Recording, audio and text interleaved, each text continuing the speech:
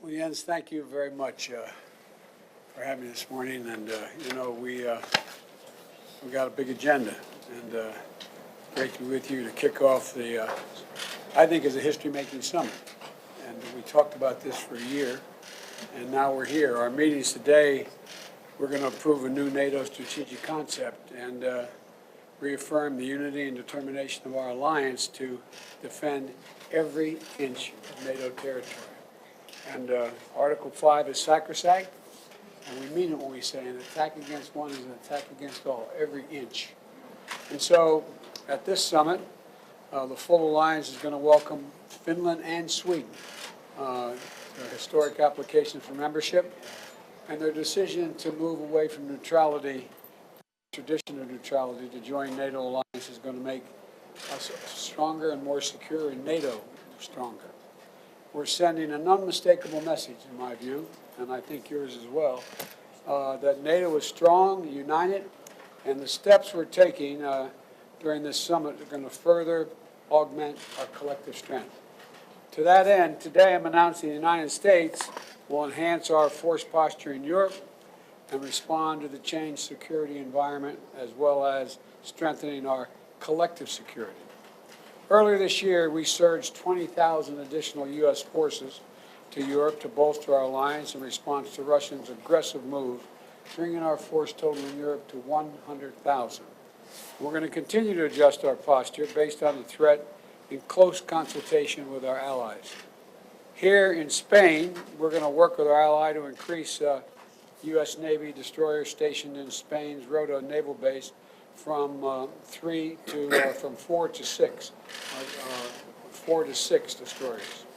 In Poland, we're going to establish a permanent headquarters for the U.S. 5th Army Corps and strengthening our U.S. NATO interoperability across the entire eastern flank. We're going to maintain additional rotational brigade, which is 3,000 fighters and another 2,000 personnel, combat team here in Europe, headquartered in Romania. And we're going to enhance our rotational deployments in the Baltic states. And we're going to send 2 additional F-35 squadrons to the UK and station additional air defense and other capabilities in Germany and in Italy. And together, our allies, we're going to make sure that NATO is ready to meet threats from all directions across every domain, land, air, and the sea. In a moment when Putin has shattered peace in Europe and attacked the very, very tenets of rule-based order, the United States and our allies, we're going to step up. We're stepping up. We're proving that NATO is more needed now than it ever has been, and it's as important as it ever has been. So I want to thank you, Jens, for leading the alliance through this crisis and for your work to strengthen NATO for all the challenges lie ahead. And I genuinely look forward to our discussion today. And again, thank you for your leadership. It's important. Thank you so much, President Biden. Dear Joe, it's really great to see you here in Madrid so soon after we met in the White House in Washington. And thank you for your personal leadership and the U.S. commitment to NATO, to European security, demonstrated by the announcements you just made to further increase U.S. presence in Europe. And this really demonstrates your decisive leadership in strengthening the transatlantic bond. And we also see that in the unwavering support from you and from the United States to Ukraine. That will be a main issue at the summit today. We'll meet with President Zelensky. He will address the summit. And as you said, this will be an historic summit. It will be a transformative summit where we'll make decisions that will actually change this alliance for many years to come. We will agree a new strategic concept, the blueprint for NATO into the future, more dangerous world, a more competitive world. We will agree the biggest overhaul of our collective defense deterrence since the end of the Cold War, and the US is, of course, very much part of that. And then we will invite Finland and Sweden to join NATO. And that demonstrates that NATO's door is open.